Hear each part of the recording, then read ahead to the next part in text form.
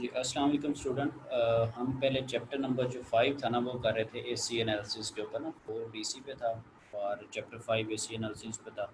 हमने कुछ चीज़ें डिस्कस की थी पहले 2-3 आर्टिकल में। पहले हम लेक्चर कर चुके हैं इसके ऊपर चैप्टर 5 के ऊपर कि हमने एसी एनालिसिस कैसे करना है और कैसे देखना है कि एक इनपुट्स जो सिग्नल है उसका एम्पलीफाइड वर्जन हमें मिल रहा है और इन टर्म्स ऑफ एम्पलीट्यूड भी हम उसको देखने की कोशिश करेंगे इस चैप्टर में। और डेफिनेट सी बात है ये इसी के ऊपर ये है कि कैसे इनपुट सिग्नल का एम्पलीट्यूड इंक्रीज़ हुआ और कैसे आपको आउटपुट मिली है। ये चीज़ चैप्टर नंबर 4 में नहीं थी। 4 के अंदर हम एक क्यू पॉइंट के गिर्द रह रहे थे कि कैसे उसको एक्टिव रीजन में रखना है और क्या क्या उस पैरामीटर्स की वैल्यू होनी चाहिए।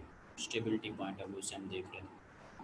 अच्छा, इस चैप्टर में आपने लास्ट टाइम पढ़ा था कि इसके अंदर डिफरेंट टाइप के मॉडल्स होंगे। इक्विवेलेंट मॉडल, हम ट्रांजिस्टर को एक इक्विवेलेंट मॉडल के तौर पर ट्रीट कर लेंगे। उसमें आरई मॉडल था जो कि एक इक्विवेलेंट रेजिस्टेंस है, उसकी वजह से नाम है। हाइब्रिड मॉडल है, पाई मॉडल है।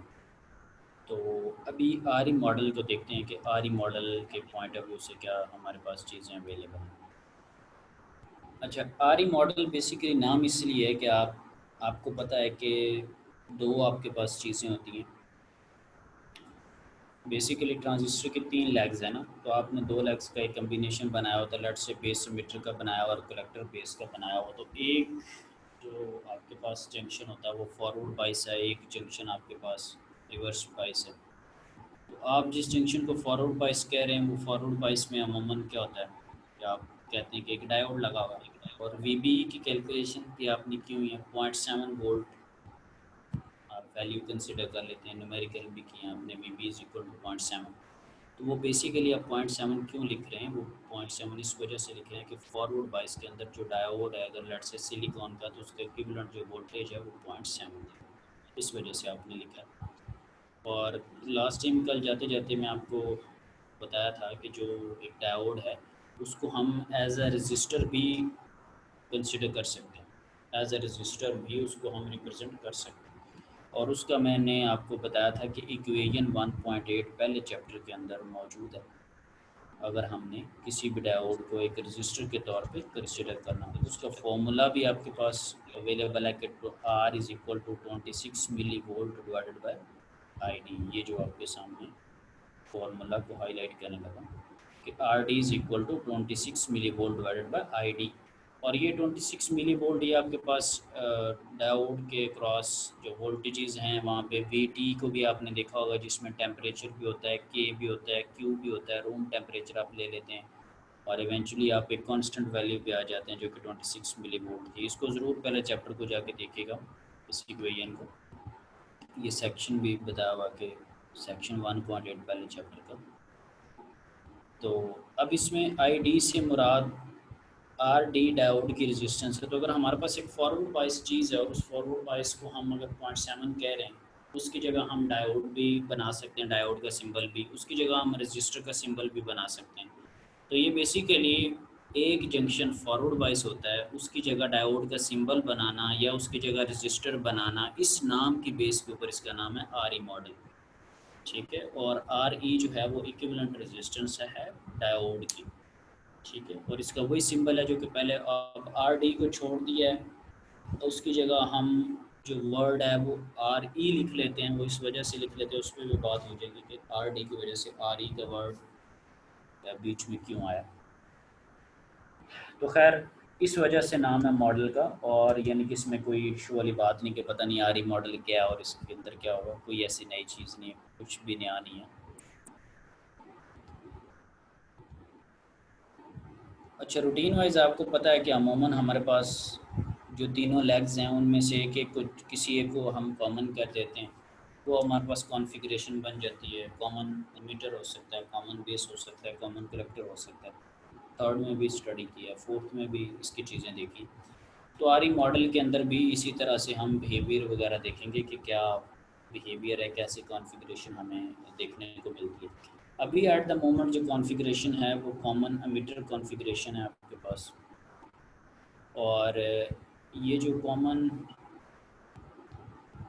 एमिटर कॉन्फ़िगरेशन है इसमें अगर आप सर्किट डायग्राम को देखें तो ये लग भी रहा है कि कॉमन एमिटर कॉन्फ़िगरेशन है, कुछ और लग रही है।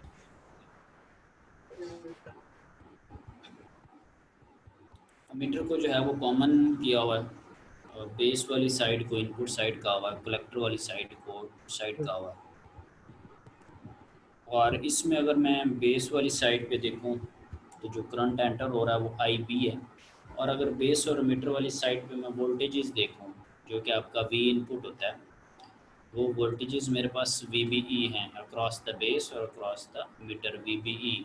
और वी बी ई कितना होता है अगर फॉरवर्ड बाइस के केस में कंसिडर करें बेस टू मीटर वोल्टेज, 0.7। हाँ जी, वी बी ई को जो है वो आपने 0.7 कंसिडर किया हुआ, तो जो आपके पास इनपुट वोल्टेज है वो वी बी ई है। और जो इनपुट साइड पे बेस करंट है वो आपके पास आई बी है। Okay, जो कहता है कि recall from the chapter 3 because the current through the forward biased junction of the transistor is I E. ये जो वी बी ई का पूरा एक जंक्शन बना हुआ बेस टू अमीटर, ये अमीटर की लैग के थ्रू होता हुआ ये करंट आपके पास फ्लो कर रहा है कि I is equal to I B. और उसके अंदर आई सी का भी कम्बिनेशन है। आई बी जो होता है वो बहुत कम वैल्यू है, ठीक है। और जो आई सी है वो अप्रॉक्सीमेटली इज इक्वल टू आई ई होता है क्योंकि आई बी की वैल्यू बहुत कम है हमारे पास। तो बेस और मीटर वाला जो हमारे पास जंक्शन है वो बेसिकली डायोड वाला जंक्शन होता है, क्योंकि जब आपने डायोड भी बनाना होता है तो उसकी दो लेग्स होती हैं, उसकी दो पिन्स होती हैं। तो इसी तरह जब आप बेस और मीटर की बात करें तो यहाँ पर भी दो पिन्स हैं, ठीक है। और जो करंट आपके पास आई ई मीटर वाली पॉइंट से गुजरा है, बेस से होता हुआ जो मीटर वाले पॉइंट से गुजरा है वैसे ही समझे जैसे कि डायोड से गुजरा है, क्योंकि ये एक फॉरवर्ड बाइस है, ठीक है। तो इस वजह से जब हम आई डी की बात करेंगे तो आई डी की जगह हम आई ई ही लिख लेंगे कि जो मीटर में से हमारे पास करंट गुजरा है वही हमारे पास वो करंट है जो कि डायोड में से फ्लो कर रहा है। ये देखिएगा ज़रा, फिगर हमने 5.10 बनाई, उसी चीज़ को हमने एक्सटेंड किया। वी बी ई बेस है, कलेक्टर है, और ये वो मीटर वाला पॉइंट है। क्योंकि वी बी फॉरवर्ड वाइस है तो उसकी जगह हमने एक डायोड बना दिया, और इसी वजह से आप वी बी 0.7 भी लेते होते हैं। अब डायोड में से फ्लो करने वाला करंट वो है जो कि आई है। तो इसका मतलब है कि अगर हमारे पास जो फॉर्मूला था 26 milli volt divided by I D, अगर हमें उसकी जगह कांस्टेंट कोई लगाना हो, अगर मुझे, क्योंकि डायोड की जगह आपको पता है हम इक्विवेलेंट रेजिस्टर भी बना सकते हैं, तो अगर मुझे रेजिस्टर बनाना है तो उसका formula 26 milli volt divided by I D. I D का मतलब है कि जहाँ पर डायोड है, जो डायोड में से करंट गुजरा है, तो फिल वक्त इस सर्किट के अकॉर्डिंगली जो डायोड में से करंट गुजरा है वो आई ई है। तो इसलिए रेजिस्टेंस को भी हमने आर ई कह दिया और 26 milli volt divided by I E कह दिया। तो ये जो आपके पास अभी सर्किट था मेरे पास, ये देखिएगा कि जो जहाँ पर डायोड था वहाँ पर मैंने लिख दिया आर ई, और आर ई बेसिकली उस डायोड को ही ज़ाहिर करी है, और अगर डायोड को भी ख़त्म कर दें तो ये बेसिकली वी बी 0.7 को ही सारी चीज़ें ज़ाहिर करी। तो इस आर ई के आने की वजह से हम इसको आर ई मॉडल कह रहे हैं। अब दूसरी जो चीज़ अगर आप देखें तो कलेक्टर साइड के ऊपर, ये जो कलेक्टर साइड है उसकी जगह पर आपने एक सोर्स लगा दिया बीटा टाइम्स आई बी। ये डिपेंडेंट सोर्स है या इंडिपेंडेंट सोर्स है? Current dependent.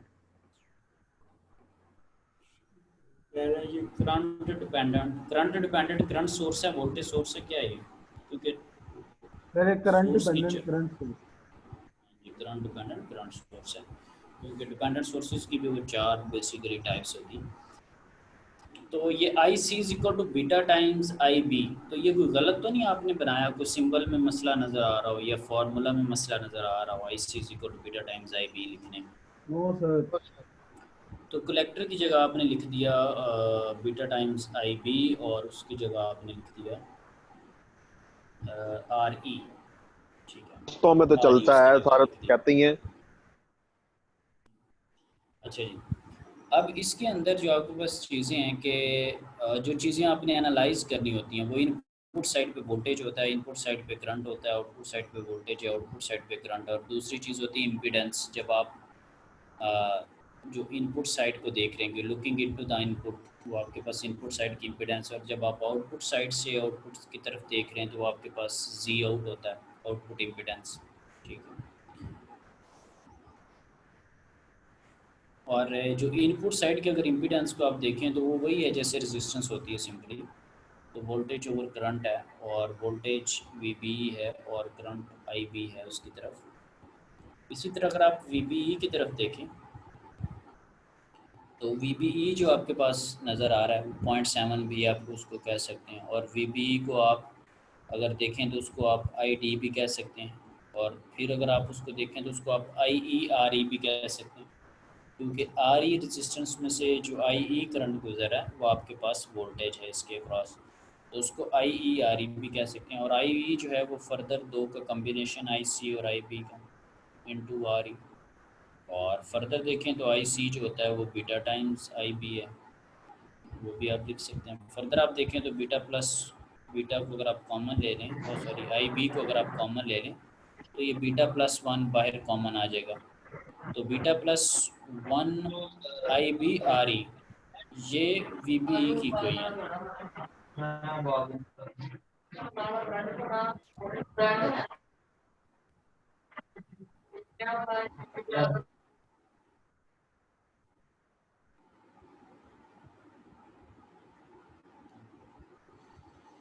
अच्छा, अब आपके पास अगर आप शेयरिंग, आपको स्क्रीन नज़र आ रही है ना? Yes yes sir. जी सर। ठीक यस ठीक सर। ठीक ठीक ठीक। अच्छा जी,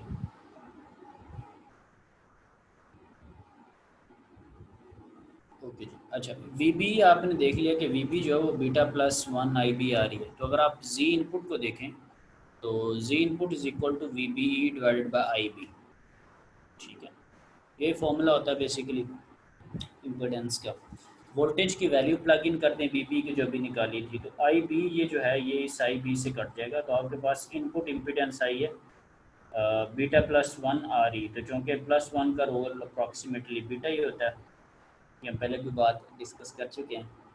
हम इसको कह सकते हैं कि जो इनपुट टाइप की जो इम्पिडेंस है जेड इनपुट जी इनपुट, वो बीटा टाइम्स आर ई है।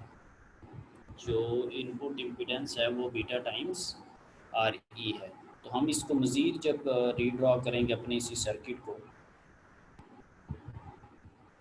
तो हमने लिख दिया कि ये मेरे पास वोल्टेजेस हैं बेस और मीटर के क्रॉस, ये आई बी है, और ये इनपुट साइड से जो नज़र आने वाली रेजिस्टेंस है वो बीटा टाइम्स आर ई है, और जो आउटपुट साइड है उधर से आई सी आर है, और ये वी सी के क्रॉस आपको आउटपुट वोल्टेज मिल रहा है, और उधर जो वैल्यू लगी वो बीटा टाइम्स आई बी है।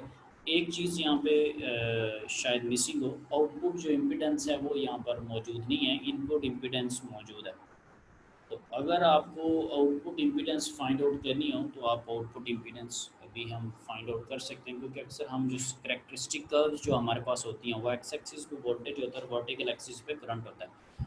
तो वहाँ से अगर हम स्लोप फाइंड आउट कर लें या वोल्टेजेस और करंट की वैल्यूज़ ले लें और फिर उनको रेजिस्टेंस के फॉर्मूला के अकॉर्डिंगली डिवाइड कर लें, तो वहाँ से भी हम आउटपुट रेजिस्टेंस की वैल्यू फाइंड आउट कर सकते हैं। एट द मोमेंट वो कोई वैल्यू डिफाइंड नहीं है हमारे पास आउटपुट रेजिस्टेंस की इस इक्विवेलेंट मॉडल के अकॉर्डिंगली, तो आगे उसको देखते हैं कि उसको कैसे फाइंड आउट करना है। अभी तक इसमें तो कोई इशू नहीं है कि ये जो थोड़ा बहुत आपने इक्विवेलेंट सर्किट बनाते जा रहे हैं। No sir. No sir. हाँ जी, तो ये थोड़ा सा इम्प्रूव्ड वर्जन में हमारे पास टू सम एक्सटेंट आया सर्किट। अभी इसने बनाया हुआ है, इसको मैं बताता हूँ कि इसने कैसे बीच में कैलकुलेशन वगैरह की। अच्छा, जो सबसे पहले जो आसान चीज़ अगर हम देखें तो मैं यहाँ पे देखूँ तो मेरे पास रेजिस्टेंस का कोई ऐसा फार्मूला है जिसमें वोल्टेज ओवर करंट उसने किया हुआ, ठीक है, और ये मेरे पास एक फार्मूला पहुँचा। अगर मैं स्लोप की सेंस में देखूँ, क्योंकि अगर मैं यहाँ पर आपको दिखाऊँ स्लोप की सेंस में भी अगर आप देखें, ये अगर मेरे पास कर्व बनी हुई है आई पी की, तो वर्टिकल एक्सिस और एक्स एक्सिस और जो मेरे पास स्लोप आ रही है अगर उस सेंस में भी मैं देखूँ, क्योंकि स्लोप होती है वाई ओवर एक्स। अगर मैं स्लोप की सेंस में वाई ओवर एक्स देखूँ तो मेरे पास वाई ओवर जो एक्स होता है वो बेसिकली वर्टिकल एक्सिस के ऊपर मेरे पास ग्राफ के अंदर वी आई करेक्टरिस्टिक कर्व्स के अंदर करंट होता है, यानी करंट ऊपर लिख लिया। नीचे मेरे पास वोल्टेज होता है, मैंने वोल्टेज लिख लिया। अब देखना ये कि क्या ये रेजिस्टेंस के साथ इसको कंपेयर किया जा सकता है। जो रेजिस्टेंस होती है वो आपके पास वोल्टेज ओवर करंट होता है, वो करंट ओवर वोल्टेज नहीं होता। तो अब रेजिस्टेंस के साथ अगर इसका मुआवजना किया जाए तो इसको हम कहेंगे कि ये 1/R है। ये आर नहीं है, ये 1/R है, यानी कि रेजिस्टेंस की ये उल्टी शक्ल है हमारे पास। रेजिस्टेंस ये तब बनती, ये आर तब बनती जब वी ओवर आई होता, आई ओवर वी जो होता है वो 1/R होता है। ठीक है। सो जब इसको हमने इसी चीज़ को जब देखा तो हमारे पास आर नॉट अब किसके इक्वल आ रहा है, R naught is equal to D V C E over D I C, यानी कि जो चेंज आ रहा है करंट के अंदर और जो चेंज आ रहा है वोल्टेज के अंदर। अब वी सी आपको पता है कि आपने एक्स एक्सिस पे वोल्टेज लिया होता है, और आई सी आपको पता है कि आपने वर्टिकल एक्सिस पे करंट लिया होता है। अगर उसमें कोई अर्ली वैल्यू होगी वोल्टेज की तो वो वोल्टेज में ऐड हो जाएगी, और अगर उसमें कोई अर्ली वैल्यू करंट की होगी तो वो करंट में ऐड हो जाएगी। अब अगर हमने आर नॉट जो कि आउटपुट रेजिस्टेंस है उसको भी अगर रिप्रेजेंट करना हो तो हम इसकी जगह आर नॉट लिख सकते हैं, लेकिन ये आर नॉट तब ही डिफाइंड होगा जब आउटपुट साइड पे वोल्टेज ओवर करंट की वैल्यू हमें मिलेगी। ये जो स्लोप बन रही है उसको 1/R कर लें, या R naught is equal to V over I कर लें, तो तब हमारे पास आउटपुट रेजिस्टेंस की जो वैल्यू आएगी। तो अब हमारे पास जो पहले सर्किट था उसके अंदर आउटपुट रेजिस्टेंस की भी जो है, या आउटपुट इम्पीडेंस की जो है उसकी भी एडिशन हो चुकी है। ये आ चुका है including effect of R naught.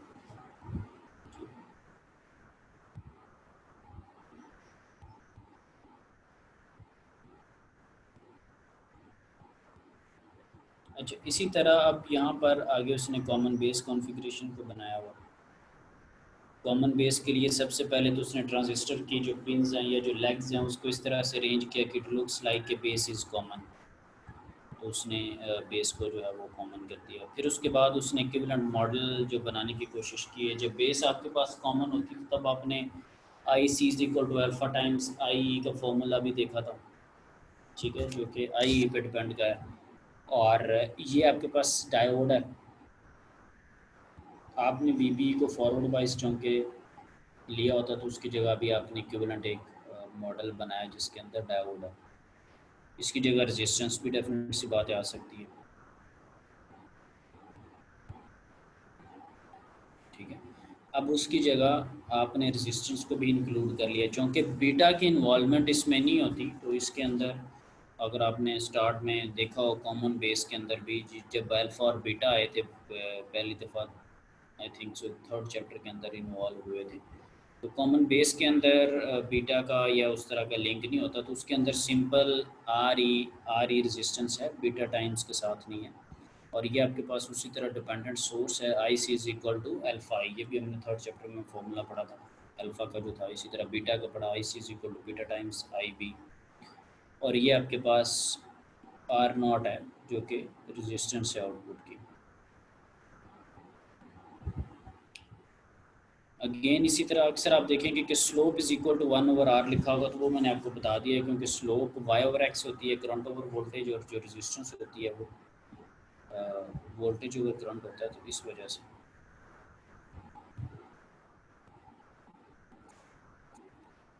अच्छा, ये अब एक बीच में हेडिंग है कि कॉमन एमिटर फिक्स्ड बायस कॉन्फ़िगरेशन, यानी कि एमिटर बीच में कॉमन है, और फिक्स्ड बायसिंग के सेंस में ये है कि मीटर वाली साइड पे कोई रेजिस्टेंस वगैरह नहीं है। ठीक है। नॉर्मली आपने मीटर बाइस्ड एक पीछे चौथे चैप्टर में एक टॉपिक पढ़ा था ना, मीटर बाइस्ड कॉन्फ़िगरेशंस। लेकिन मीटर बाइस में नॉर्मली क्या होता है कि आपके पास मीटर की लेग के ऊपर रेजिस्टेंस कोई ना कोई मौजूद होती है। तो ये इसका मीटर कॉमन है, लेकिन फिक्स्ड बायस है, मीटर साइड पे कोई भी आपके पास रेजिस्टेंस अवेलेबल नहीं है। ये तो वो बाहर से सर्किट है कि जो जिस तरह का हमें महसूस होता है सर्किट। ठीक है। फिर इसमें जब एसी एनालिसिस किया है थोड़ा सा आपने चीज़ों को सिंप्लीफाई कर दिया।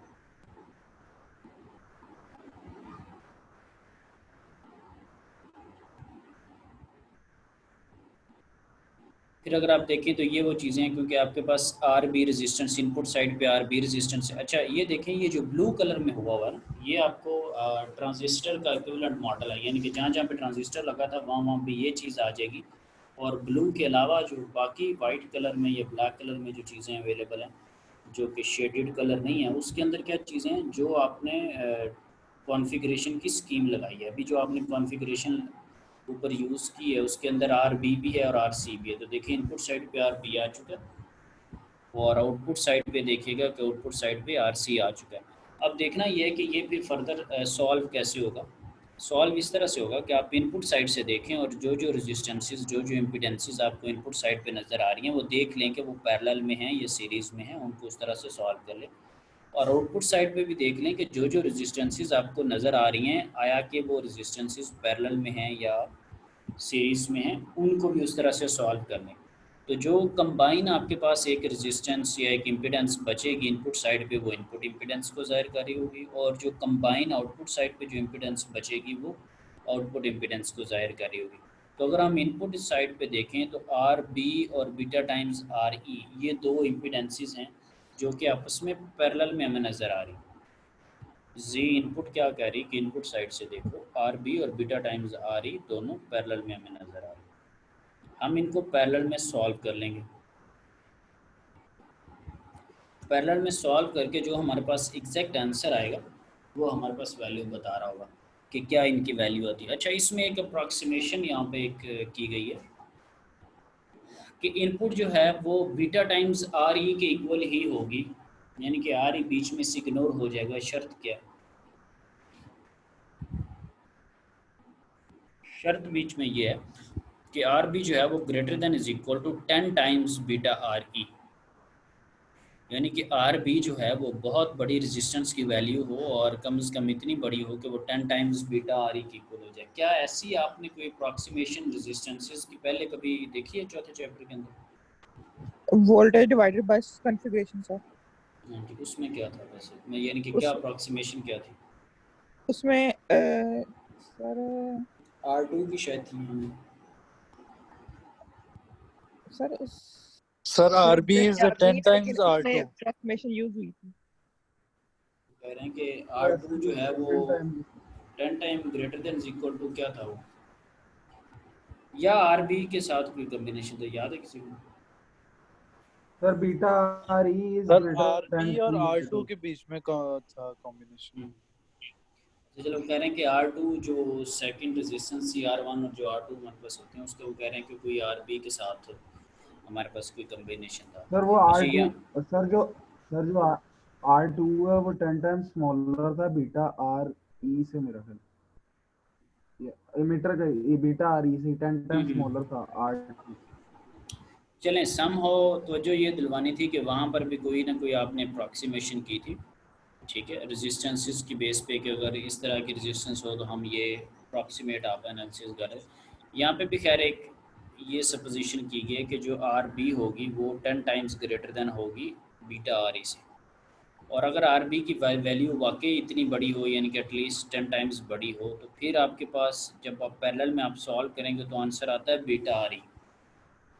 ये वैसे कोई इस पे फर्दर को कमेंट कर सकता है कि ये क्या है? यानी कि आपने बेसिकली किया क्या कि एक बड़ी वैल्यू हो रेजिस्टेंस की और उसको एक छोटी वैल्यू के साथ अगर पैरेलल में आप सॉल्व करें तो आंसर छोटी वैल्यू आएगा या बड़ी वैल्यू आएगी? सर बड़ी वैल्यू है। बड़ी वैल्यू आएगी। एक आपने उस दिन भी एक काम किया था आपने, हाँ, आर ई के पैरेलल में एक कैपेसिटर लगा हुआ था और कैपेसिटर को शॉर्ट किया था। ये भी पिछला ही शायद कोई लेक्चर था। Yes sir. R E leg के पैरेलल में कैपेसिटर लगा था और कैपेसिटर को शॉर्ट किया आपने, तो फिर आपने कहा कि आर ई भी जो है वो एक शॉर्ट वायर के तौर पे ट्रीट हो जाएगी। वहाँ पर क्या कॉन्सेप्ट था, बड़ी वर्सेस जब सर छोटी वैल्यू आई थी? सर वहाँ ये कॉन्सेप्ट था कि वहाँ वो कम वाले की रेजिस्टेंस तरफ करंट जाता है। ठीक तो वहाँ शॉर्ट हो जाएगा तो वो कम रेजिस्टेंस वाले पाथ पे फॉलो करेगा। ठीक है, यानी कि पैरेलल में आप कह रहे हैं कि कम रेजिस्टेंस वाला पाथ फॉलो हो जाता है, कम जो रेजिस्टेंस है वो जो है उसको हम ले लेते हैं, ऐसे ही कह रहे हैं? Yes sir yes. Yes sir जी सर, ठीक यही है, है यही सर। चलेंगे। अच्छा यहाँ पर भी वो कह रहा है कि आर बी की वैल्यू काफ़ी ज़्यादा है और आर ई बीटा टाइम्स आर ई की वैल्यू कम है, यानी कि ये वाली जो रेजिस्टेंस है वो छोटी है और आर बी की वैल्यू ज़्यादा है। यही कह रहा है यहाँ पे, आर बी जी की सर। वैल्यू ज़्यादा है और बीटा आर ई की कम है। सो कितनी हम्म, कम ज़्यादा है? 10 टाइम्स अगर बीटा आर ई हो ना, ठीक है, तो आपके पास फिर जो इनपुट इम्पीडेंस है उसको हम कह सकते हैं कि वो बीटा टाइम्स आर ई है, यानी कि फर्दर इनपुट साइड की इम्पीडेंस जो है वो आपके पास से रिड्यूस हो चुकी है। इसी तरह की अप्रॉक्सीमेशन अभी हम एक आउटपुट साइड पे भी करने जाएंगे। इसको एक दफ़ा रीड आउट कर लें, ये जो पैराग्राफ लिखा हुआ था, आगे फिर आगे इंक्लूड करें।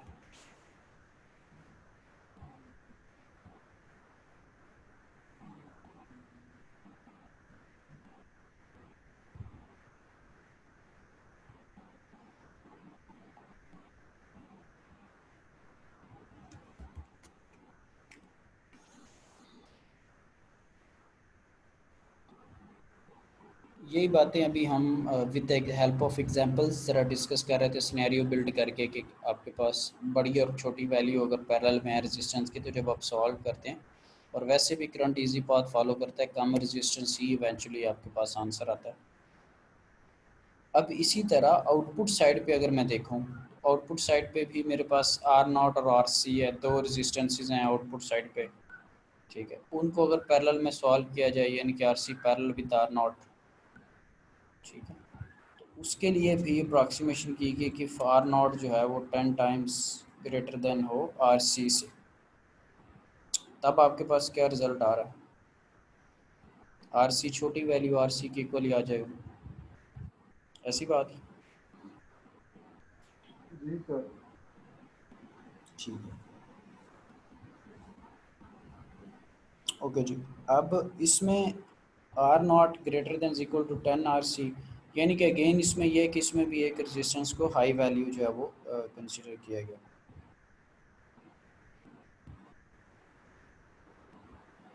अब अगर आप वोल्टेज गेन की सेंस में अगर इसको सॉल्व करने की अगर आप कोशिश करें, the resistor R naught R C is in parallel, वो हमें पता है। अगर आप देखें कि आउटपुट साइड पे आपको क्या वैल्यू मिल रही होगी करंट की ना, ठीक है, तो आउटपुट साइड पे आपको पता है कि आपके पास जो आउटपुट साइड पे करंट है वो आई सी होता है, ठीक है। तो आई सी जो होगा वो बीटा टाइम्स आई बी हो जाएगा, ठीक है। और V इज इक्वल टू क्या होता है? V is equal to I R, current भी आएगा और रेजिस्टेंस भी आएगी। तो आउटपुट साइड कलेक्टर वाली साइड होती है, उस साइड पे करंट क्या होगा? Beta times I B. अभी माइनस को भी ज़रा डिस्कस करते हैं। और जो आपके पास इम्पीडेंस या रेजिस्टेंस है वो कौन सी होगी, जो कि आउटपुट साइड पे आपको नज़र आ रही। तो आउटपुट साइड पे आपको दो रेजिस्टेंसेस नज़र आ रही थी, आर नॉट और आर सी। आप उन दोनों को पैरेलल में सॉल्व कर लेंगे, ठीक है। और अगर पैरेलल में इनके सॉल्व आप नहीं भी करते और अगर आप अप्रॉक्सीमेशन भी यूज़ करना चाहें तो आप अप्रॉक्सीमेशन भी यूज़ कर सकते हैं, जो कि इक्वेशन 5.8 में हमने सॉल्व।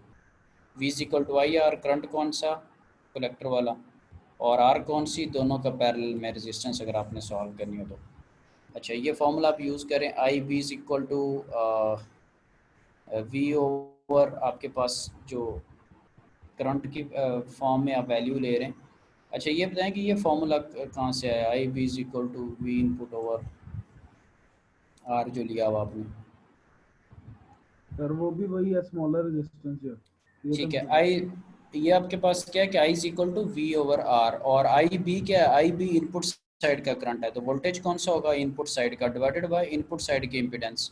तो इनपुट साइड की जो इम्पीडेंस है वो बीटा आर ई और आर बी दोनों का पैरेलल में सॉल्व करने वाली है। और अगर हमने अभी जो अप्रॉक्सीमेशन की थी कि अगर एक वैल्यू बड़ी हो और एक छोटी हो तो आंसर छोटी वैल्यू आ जाता है, तो उस केस में बीटा आर ई आ जाएगा। और अगर आप अप्रॉक्सीमेशन नहीं करते तो फिर बीटा आर ई की जगह क्या आएगा? अगर आप अप्रॉक्सीमेशन नहीं करते तो फिर क्या आएगा इसकी जगह? सर आर बी आ जाएगा। नहीं, आर बी और बीटा आर ई पैरेलल में सॉल्व होंगी।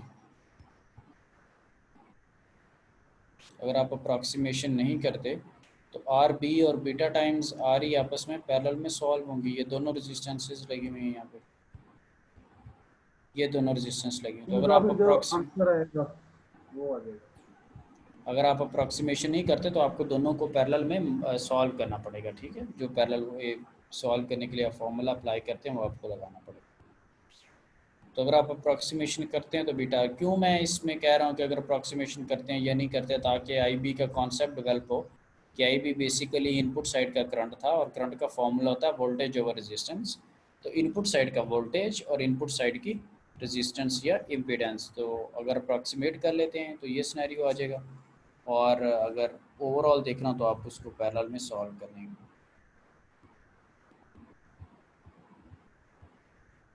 ओके जी, इसी तरह अब इसके अंदर वैल्यूज़ अगर प्लग करती जाएं जैसे कि यहाँ पे की हुई है बीटा, उसी तरह आई बी का फॉर्मूला आपने नीचे लगा लिया जिसको मैंने हाईलाइट किया हुआ। आई बी की जगह वैल्यू प्लग इन करते we input over beta times R ई, और ये आर सी और आर नॉट जो है उसको आप पैरेलल में सॉल्व करें।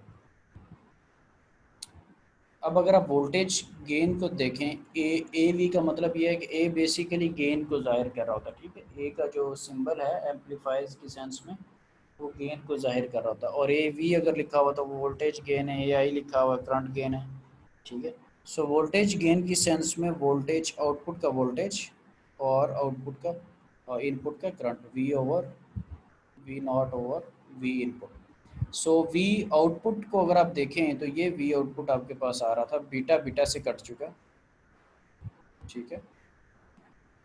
और ये जो वी इनपुट है, जब आप इसको वी इनपुट से डिवाइड करेंगे वी इनपुट भी कट जाएगा, बीटा बीटा से भी कट जाएगा, तो पीछे जो आपके पास चीज़ बचेगी वो R C parallel with the R naught और डिवाइडेड बाय आर ई।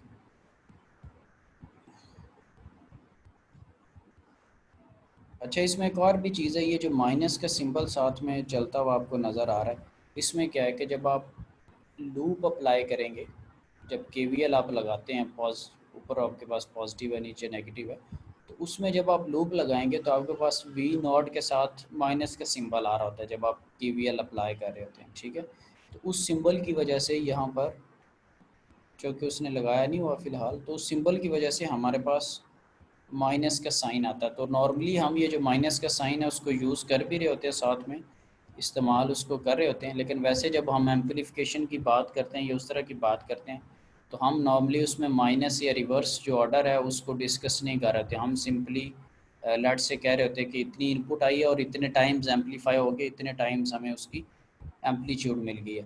तो ये आपके पास है कि R C parallel with R naught और आर ई। अगेन वही बात है कि जो आपने ऊपर डिस्कस की थी कि अगर आप ये अप्रॉक्सीमेशन लगा लेते हैं, अगर आप ये अप्रॉक्सीमेशन लगा लेते हैं जो कि ऊपर डिस्कस की थी, ये वाली अप्रॉक्सीमेशन, कि अगर आर नॉट बहुत बड़ी वैल्यू है तो पैरेलल में जब सॉल्व करते हैं तो आंसर क्या आएगा, छोटी वैल्यू, तो वो आपके पास गेन बन जाएगा A V is equal to minus R C over R E, जबकि ये बीच में अप्रॉक्सीमेशन आपने की हुई है।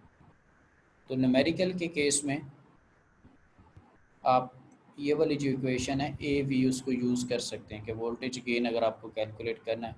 यहाँ पे सम हाउस ने फेज़ रिलेशन में ये देखें आपको सिग्नल दिया और सिग्नल एम्पलीफाई होके मिला। यहाँ पर आप देख रहे होंगे कि ये सिग्नल फ्लिप हुआ हुआ 180 डिग्री। ये फ्लिप क्यों आई, क्योंकि आपने तो बेसिकली एम्पलीफाइज को कर देना था। इसकी कोई रीज़न है आपके पास कि ये क्यों फ्लिप किया हुआ आपने?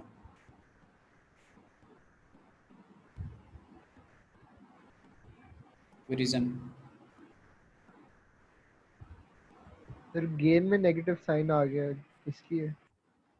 गेन के साथ नेगेटिव साइन था तो उसने 180, ये मैंने हाईलाइट भी कर दिया, गेन के साथ नेगेटिव साइन था तो उसने 180 का फेज शिफ्ट आपको करके दिया। 180 वो फ्लिप हुआ माइनस साइन की वजह से। अगर माइनस साइन यानी कि बीच में इंक्लूड नहीं होता तो ये वाला जो सिग्नल है वो एज इट इज़ उसी तरह आपको मिल रहा था। तो ये बेसिकली गेन का पॉइंट है कि किस तरह से आप कैलकुलेट कर रहे हैं। अभी को देखते हैं कि अगर किसी न्यूमेरिकल में उसने किया हो कैलकुलेट वगैरह। आंसर को जस्ट देखने लगे कि आंसर क्या है आपके पास। आई बी को कैलकुलेट किया हुआ है जो पुराने फार्मूला थे, आई ई को कैलकुलेट किया हुआ, आर ई को कैलकुलेट किया हुआ।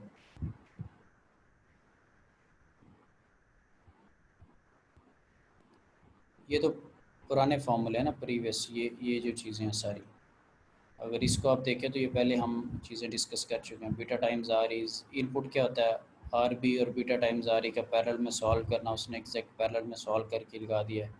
कोई अप्रॉक्सीमेशन नहीं की कि वो वाली वैल्यू बड़ी है या छोटी है। जी नॉट यहाँ पे अप्रॉक्सीमेशन हुई हुई है, ठीक है। और ए वी वोल्टेज जो गेन है minus R C over R E, तो ये आपको 280 टाइम्स जो है ना उसका वोल्टेज गेन मिला है, उसका एम्पलीफाइड वर्जन जो है वो आपको मिला है उसके साथ। अच्छा, यहाँ पर अगर आप देखें तो ये माइनस आर सी के साथ उसने किया हुआ है, यहाँ पे बेसिकली उसको R C with parallel with R naught करना चाहिए था, नहीं किया, अप्रॉक्सीमेशन किया।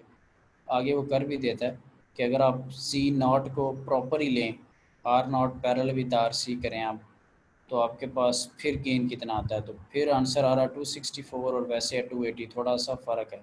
ये डेटा में शायद ऐसा उसको कहा गया हो, डेटा में देख लेते हैं कि क्या। ये देखिए ना, कैलकुलेट जी नॉट, उसने कहा हुआ है कि with R naught is equal to infinity, R naught की जो वैल्यू है वो काफ़ी हाई है, ठीक है। और डिटरमाइन गेन वोल्टेज, आप ए वी फाइंड आउट करें voltage gain with R naught is equal to infinity, क्योंकि आप अप्रॉक्सीमेशन करते हैं कि अगर आर नॉट आर सी से बहुत बड़ी होगी तो इक्वलेंट वैल्यू आ जाएगी आर सी वाली। तो ये जो मैंने हाईलाइट किया जानबूझ के चीज़, ये पार्ट डी में आपने अप्लाई की कि अगर आर नॉट को पैरेलल में आप सॉल्व करें आर सी के साथ, और आर सी छोटी वैल्यू है, आर नॉट बड़ी वैल्यू है, तो पैरेलल में जब सॉल्व करेंगे तो आंसर आर सी छोटी वैल्यू का आएगा। तो ये उसने डेटा में ऐसा करने को कहा हुआ था। अब देखते हैं कि पार्ट डी में उसने ऐसा क्या कहा है कि वो आगे उसने नहीं किया। पार्ट डी में उसने क्या, repeat part C and D including R naught is equal to 50 kilo ohm. तो यहाँ पर उसने आर नॉट को जो बहुत बड़ी वैल्यू के तौर पे कंसीडर नहीं किया, यहाँ पे उसने कंपैरेटिवली एक रीज़नेबल वैल्यू बताई है 50 kilo Om in all calculation and compare results. यहाँ पे इन्फिनिटी के तौर पे उसने ट्रीट नहीं किया कि आप उसको इग्नोर कर दें। तो फिर आपने भी as it is 50 kilo ohm value pick की है।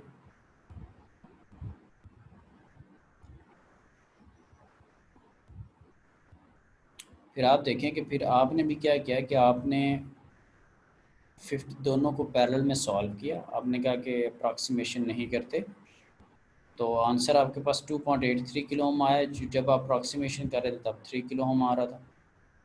अभी जो आपने वोल्टेज गेन कैलकुलेट किया वो -264 आया, और पहले जो अप्रॉक्सीमेशन करने से आ रहा था वो 280 आया था। तो ये उसमें थोड़ा बहुत डिफरेंस है। यहाँ पर अब हमने जो दो तीन चीज़ें देखी हैं वो ये है कि अगर माइनस साइन है तो उसके साथ फ्लिप वर्जन आ रहा है, और इनपुट साइड पे अगर जितनी भी इम्पीडेंसेस आ जाएं तो उनको देखना ये है कि वो पैरेलल में है या सीरीज़ में, उनको हमने सॉल्व करना है। आउटपुट साइड पे भी जितनी भी इम्पीडेंसेस आ जाएं पैरेलल में हैं या सीरीज़ में, उनको हमने सॉल्व करना है। और ये क्यों हम बेसिकली वोल्टेजेस करंट्स और उनको सॉल्व करें, क्योंकि गेन का अगर फॉर्मूला है तो गेन होता है आउटपुट ओवर इनपुट। तो आउटपुट किसकी, वोल्टेज की आउटपुट ओवर इनपुट किसकी, वोल्टेज की। अब आउटपुट वोल्टेज कैसे कैलकुलेट करते हैं, आउटपुट वोल्टेज हो तो होगा कि आउटपुट साइड का करंट और आउटपुट साइड की इम्पीडेंस। तो इस वजह से आपके पास इम्पीडेंसेस का बीच में रोल है। इस वजह से हम डिस्कस कर रहे थे कि इन इम्पीडेंसेस को, आउटपुट इम्पीडेंस को आउटपुट साइड पे देखना और इनपुट इम्पीडेंस को इनपुट साइड से देखना, और फिर पैरेलल में या सीरीज़ में उनको सॉल्व कर लेना। और अगर अप्रॉक्सीमेशन की कुछ जो लिमिट्स बताई हुई हैं वो बनती हों तो अप्लाई कर लें, अदरवाइज़ नॉर्मली उनको सॉल्व करके आंसर निकालें। और फिर हमने ये भी देखा कि 280 टाइम्स हमारे पास वोल्टेज गेन आया था। अगर आप आउटपुट फाइंड आउट करना चाहें, क्योंकि गेन होता है gain is equal to output over input, तो आउटपुट क्या होगा, गेन इनटू इनपुट। तो जो भी पहले इनपुट थी उसके साथ 280 टाइम्स मल्टीप्लाई होगा तो ये आपको सिग्नल मिलेगा। तो ये बेसिकली पर्पस था सारा कि हम किस तरह से यूज़ करें। आगे को अगर और कॉन्फ़िगरेशन आ जाती है तो उसको देख लेंगे कि उसको किस तरह से सॉल्व करना है। जितनी भी चीज़ें इनपुट साइड पे आएंगी उनको इनपुट साइड पे रख लेंगे। ये करने नहीं लगा मैं, लेकिन ये देखें यहाँ पे R1 भी R2 भी है, इन दोनों को देख लेंगे, पैरेलल में सॉल्व कर लेंगे, और फिर बीटा टाइम्स R ही R होता है उसको पैरेलल में सॉल्व कर लेंगे। देखिए ना, पहले इसने R1 R2 को सॉल्व किया हो, ये मैं डिस्कस नहीं कर रहा, अगली दफ़ा करूँगा, लेकिन वैसे R1 R2 को पैरेलल में सॉल्व कर लिया, और फिर जो बिल्ट इन होती है बीटा R उसको कर लिया। इन शॉर्ट ये है कि जितनी भी आपके पास इनपुट साइड पे इम्पीडेंसेस आ रही हैं उनको इनपुट साइड पे सॉल्व कर लें, और जो आउटपुट साइड पे इम्पीडेंसेस आ रही हैं उनको आउटपुट साइड पे सॉल्व कर लें। अगेन सॉल्व क्यों करवा रहा हूँ, क्योंकि आउटपुट वोल्टेज का फॉर्मूला है V=IR, आउटपुट साइड का करंट और आउटपुट साइड की इम्पीडेंस। तो लिहाजा ये चौंकिया चीज़ें इन्वॉल्व होती हैं, इसलिए इनको डिस्कस करें। ठीक है, तो ये था आज का टॉपिक। फिर अगली दफ़ा कोई और कॉन्फ़िगरेशन और कोई और चीज़ डिस्कस करेंगे।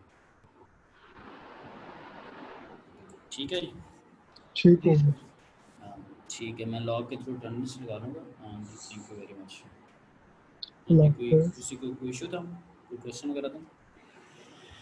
No sir. चलें जी, ठीक है, ओके। अल्लाह हाफिज़। अल्लाह हाफ़िज़।